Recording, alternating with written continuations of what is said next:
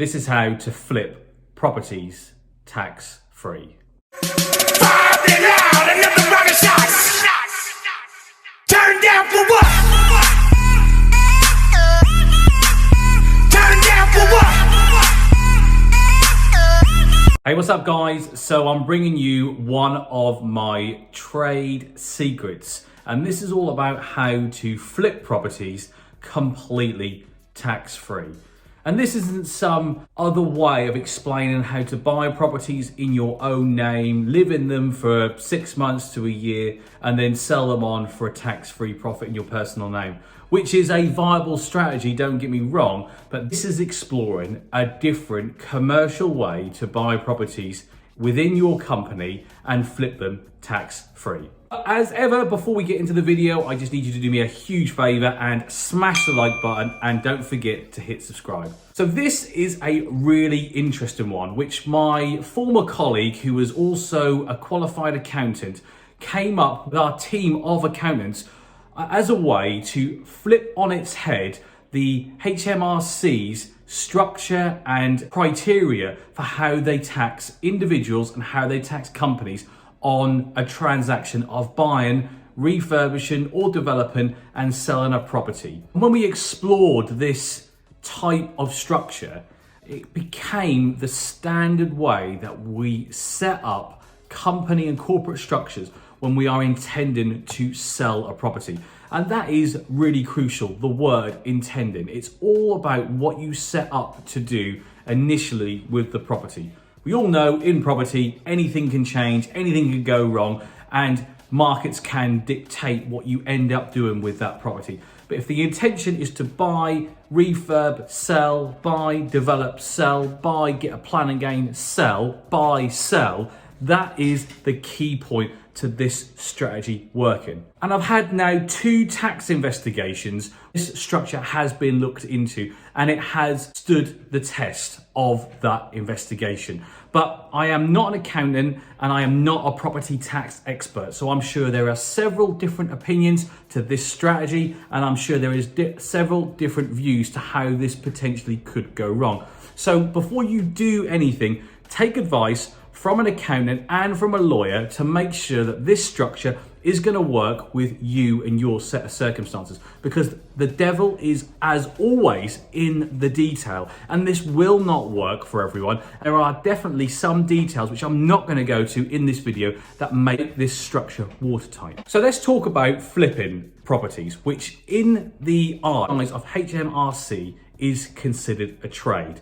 You can have some pretty large gains when you buy and sell a property. And those gains, whether it be in your personal name or whether it be in a company, are going to be taxed. Now, if it's in your personal name and the gains are larger than sort of 40, 50,000, you're going to be paying a higher rate. So it's a massive no-no to do it in your personal name.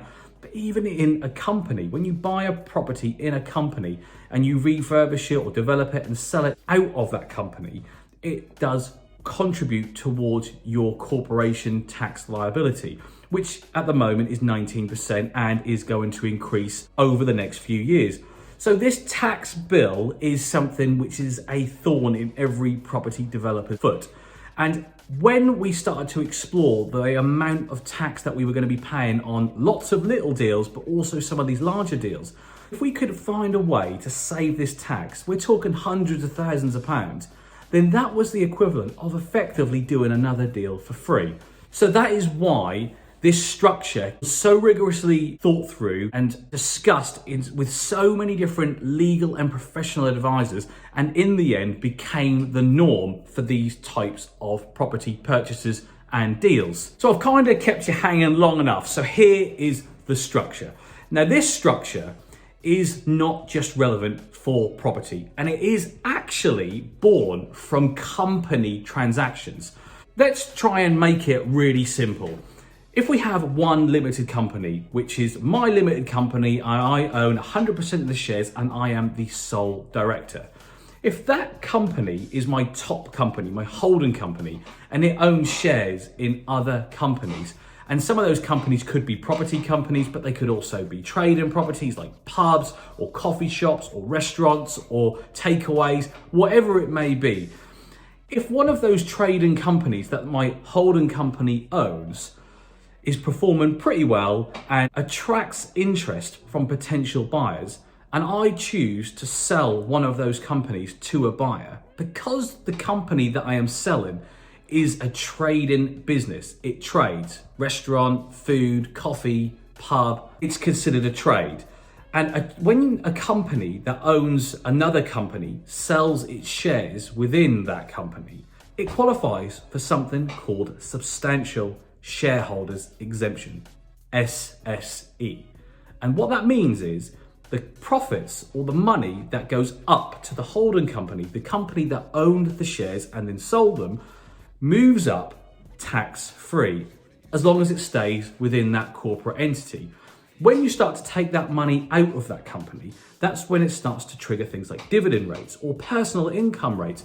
So this is all about being tax-free, holding the money up high level. So this transaction, this substantial shareholders exemption, SSE, became a word, became 3 letters that was banded around my company with the fellow directors and with all of our companies for over the next few years.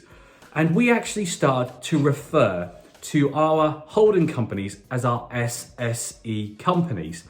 And what we've done is we've taken the HMRC definition of a trade within property, which is buying with the intention to sell.